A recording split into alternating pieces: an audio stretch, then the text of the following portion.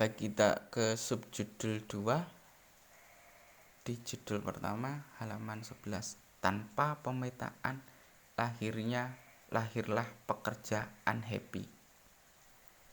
Ayah bunda yang berbahagia, tolong jawab pertanyaan ini dengan jujur. Mana hari yang lebih Anda sukai, hari Senin atau hari Jumat? Saya ucapkan selamat kepada Anda yang menjawab hari Senin. Atau mungkin yang menjawab keduanya sama-sama asik. Namun, bila Anda jauh lebih menyukai hari Jumat, berarti Anda mungkin tidak benar-benar mencintai profesi Anda sekarang. Ingat, ada perbedaan besar antara mencintai dan berusaha mencintai. Saya bayangkan Anda bergelut di kantor dari Senin hingga Kamis, lalu ketika Jumat tiba barulah Anda bisa bernafas sedikit lega. Thank God it's Friday. Apalagi kalau jam dinding sudah hampir menunjukkan pukul 5.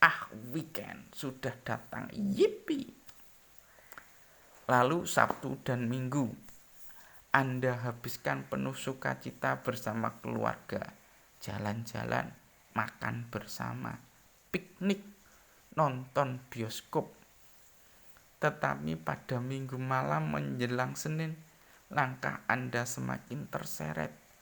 Kepala mulai berat mengingat tumpukan pekerjaan yang harus dihadapi besok, serta jadwal meeting yang rasanya tak berkesudahan.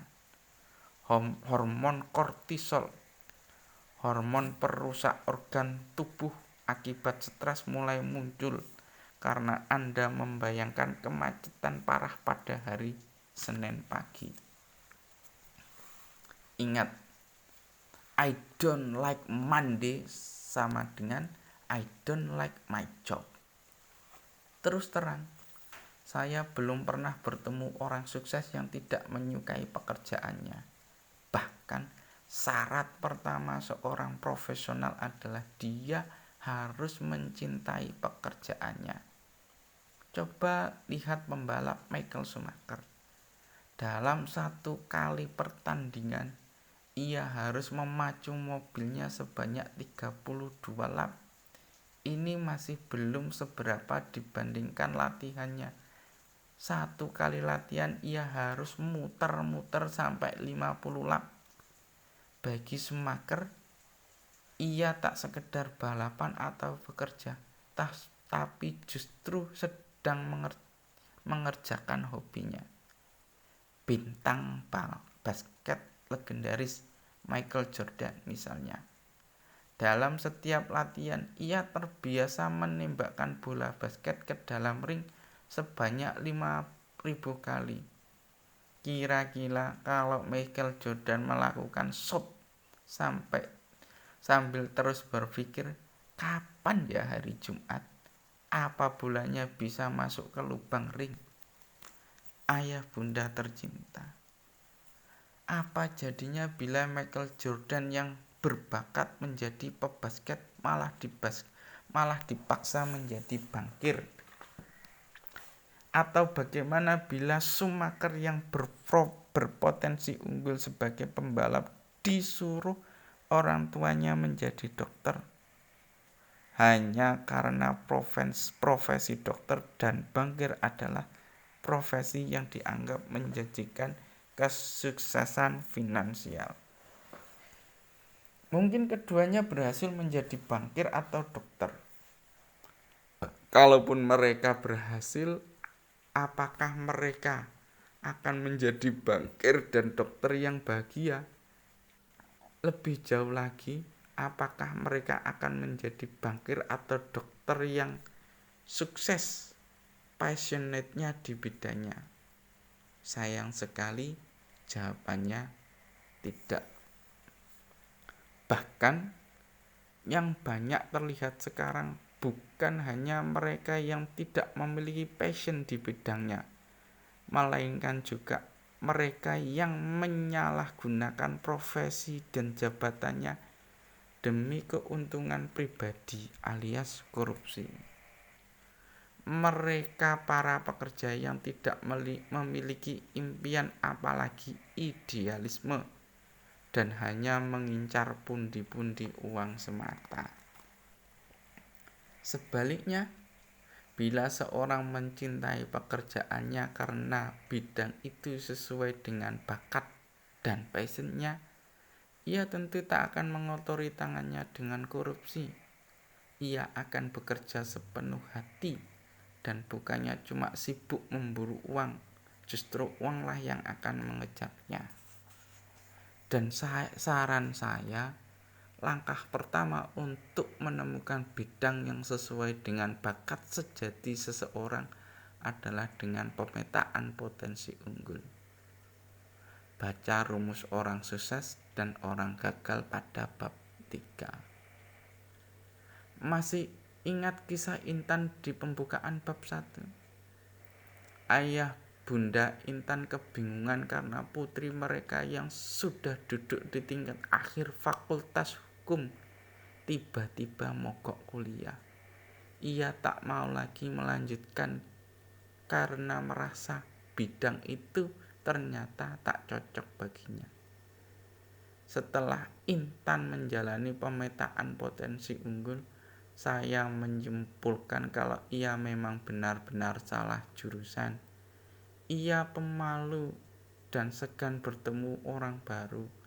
Lalu bagaimana ia akan berhadapan dengan klien atau koleganya? Saya membayangkan jenis-jenis pekerjaan di bidang hukum itu benar-benar tidak saya sukai. Saya enggak suka ngobrol, saya takut dengan orang, tutur Intan kepada saya. Melalui proses sekian lama, kami akhirnya menemukan potensi terunggul Intan. Ia berbakat dan berminat pada bidang komputer desain. Ia betah berjam-jam di depan komputer. Ia tak perlu banyak bicara dengan manusia manapun. Ia hanya perlu berhadapan dengan layar monitor, dan itu membuatnya bahagia. Syukurlah orang tua Intan akhirnya mau dan mampu mengizinkan putrinya untuk memulai kuliah dari awal. Saya katakan kepada mereka, ayah bunda mau meninggalkan warisan kebahagiaan atau penderitaan kepada Intan. Tentu saja setiap orang tua pasti ingin mewariskan kebahagiaan. Dan untunglah orang tua Intan punya keleluasaan hati dan materi untuk mewujudkan impian putri mereka. Namun, bayangkan betapa besar biaya, waktu, dan tenaga yang telah dikeluarkan Intan dan ayah bundanya selama kuliah di tempat yang tidak tepat. Padahal semua itu bisa dihindari seandainya orang tua Intan melakukan pemetaan potensi unggul pada anaknya sejak awal. Lalu bayangkan juga apa jadinya bila Intan yang tidak berbakat di bidang hukum dipaksa menyelesaikan kuliahnya dan bekerja di bidang itu. Yang akan lahir tentu saja seorang pekerja unhappy yang sehari-hari hanya menunggu hari Jumat dan hari gajian. Tanpa pemetaan, pasar bebas adalah ancaman. Subjudul halaman 15 bab 1. Saya yakin banyak ayah dan bunda yang telah mengerti soal pasar bebas. Namun saya juga yakin sebagian lagi mungkin baru sebatas mendengar tentang pasar bebas dan tak benar-benar memahami dampaknya terhadap diri kita atau anak-anak kita kelak. Padahal Pasar bebas bukan main-main dan bukan sekedar isu yang bisa kita abaikan. Begitu seriusnya masalah pasar bebas ini. Sejak 2006, saya bahkan sudah mulai berkampanye soal persiapan menghadapinya. Tanpa persiapan yang matang, anak-anak kita akan tergilas dalam persaingan ketat di pasar bebas. Saya takkan heran bila banyak anak Indonesia yang akhirnya menjadi budak di negerinya sendiri. Oleh karena itu, ayo kita melek pasar bebas sejak sekarang. Apa sih pasar bebas?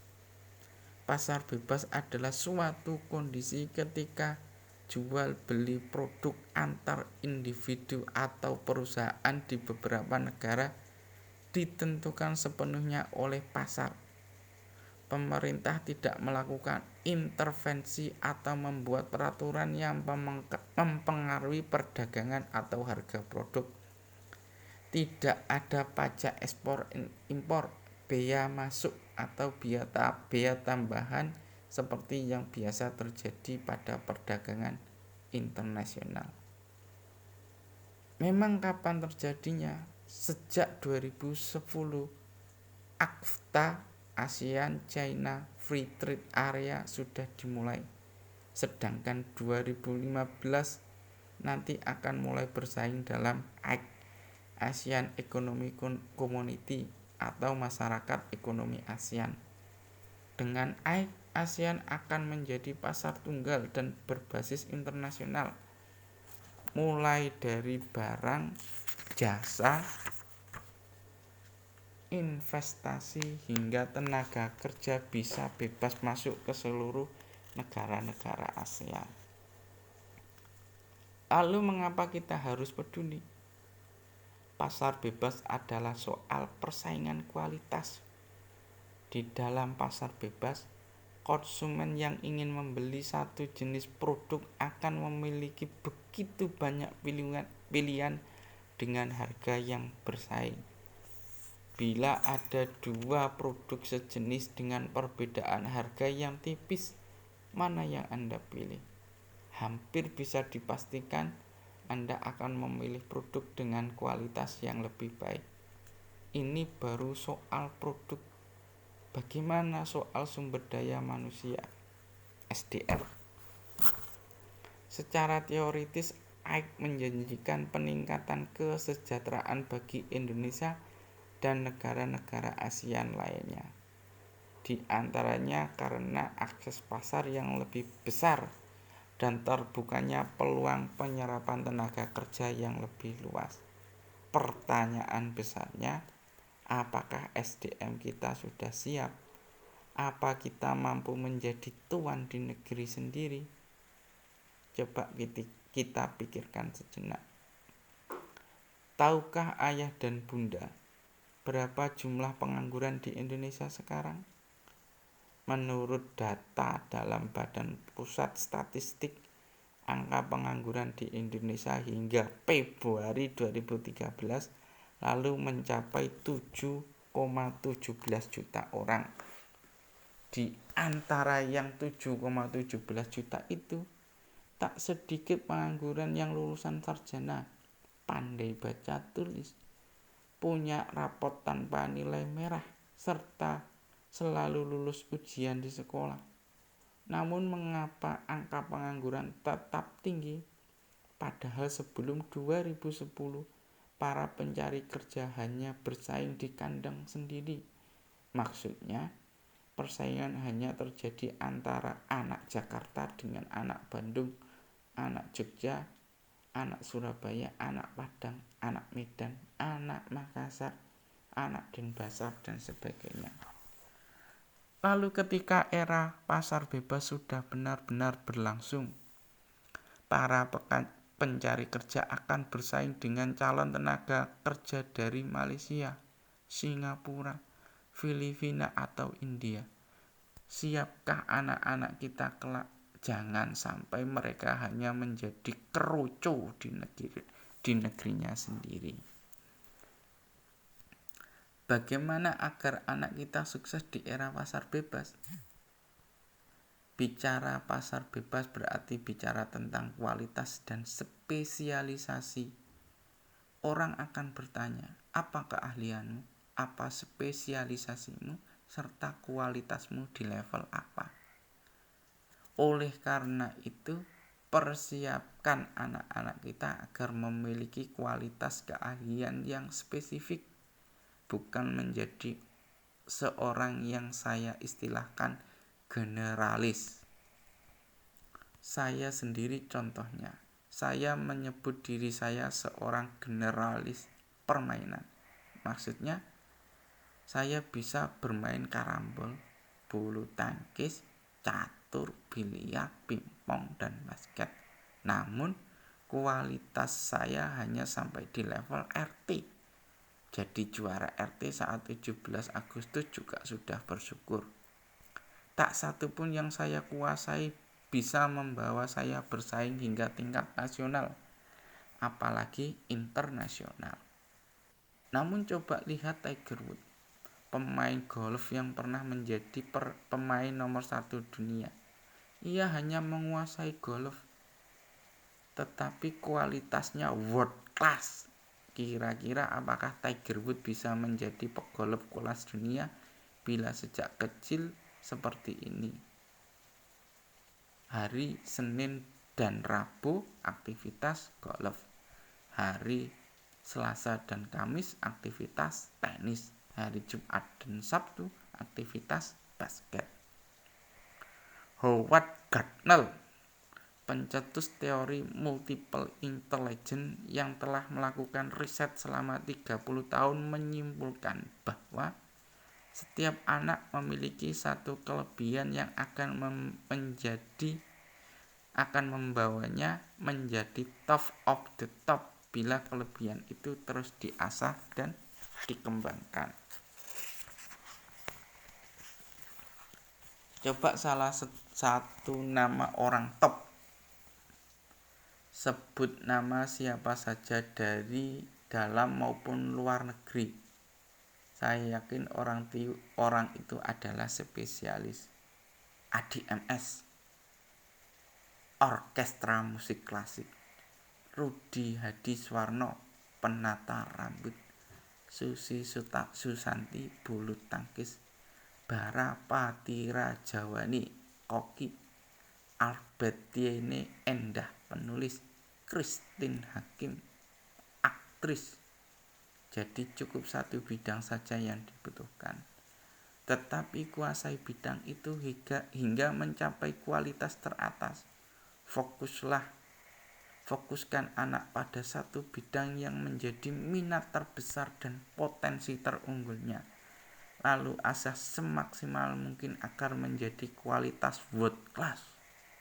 Dengan begitu, ia mampu bersaing tidak hanya di tingkat ASEAN tapi tingkat dunia. Terus apa sistem pendidikan kita sudah mendukung? Sayangnya tidak atau belum. Sistem pendidikan di Indonesia mengharuskan seorang siswa mendapatkan nilai bagus di semua mata pelajaran. Anak dituntut untuk bisa semua. Kita pikir jika anak dijajali banyak pelajaran, ia akan sukses. Yang akan terjadi justru sebaliknya. Ketika anak dijajali terlalu banyak pelajaran, ia hanya akan menjadi orang yang berkemampuan rata-rata. Mungkin banyak hal yang ia ketahui, tapi tak satu pun yang dikuasainya secara mendalam. Awalnya semua negara menjalani sistem pendidikan semacam ini. Inilah level pertama sistem pendidikan. Semakin banyak yang diketahui seseorang, semakin sukses dia. Namun riset Dale Carnegie Institute menyatakan fakta ini. Orang yang banyak tahu tetapi tidak ada yang mendalam akan menjadi bawaan. Di atas mereka adalah orang yang spesifik di bidangnya, dan posisi paling atas adalah biasanya seorang owner, adalah orang yang spesialis dan kreatif. Jepang sudah melakukan revolusi pendidikan pada tahun 1930-an dan menghasilkan anak-anak berkualitas internasional. Negara-negara Eropa melakukan revolusi pendidikan pada 1980-an, sementara Indonesia sampai sekarang saja masih belum sadar. Anak-anak dikirim ke sekolah mahal, sekolah nasional plus atau sekolah-sekolah berkurikulum sepadat mungkin. Mereka dituntut mendapatkan nilai bagus di semua mata pelajaran. Sekolah dari pagi hingga sore, sepulang sekolah digempur kursus dan les sebanyak-banyaknya. Orang tua membayar mahal sedangkan anak-anak kelelahan. Bukankah ini yang terjadi sekarang? Kita sudah ketinggalan puluhan tahun. Mampukah kita mengejar? Jawaban saya, mampu. Ini rumpus mengejar ketertinggalan. Betapapun jauhnya kita tertinggal, yang perlu kita sadar bahwa kita ketinggalan. Dan kita harus tahu berapa jauhnya ketinggalan kita. Misalkan 30 tahun.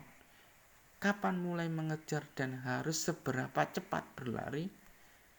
Bila kita tahu telah tertinggal jauh, berarti kita harus berlari sekencang mungkin dan memulainya dari sekarang.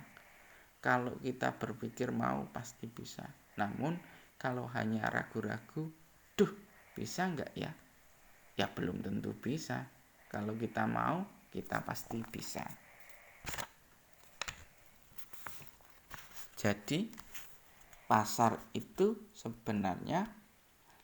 pasar bebas itu sebenarnya peluang atau ancaman sih? Semuanya tergantung persiapan. Bila ayah dan bunda mempersiapkan diri dan anak-anak sebaik mungkin, apalagi sedini mungkin, tentu tak perlu takut menghadapi era itu. Dengan persiapan matang, pasar bebas akan menjadi peluang bagi anak-anak Indonesia menunjukkan kebolehannya masing-masing kepada dunia.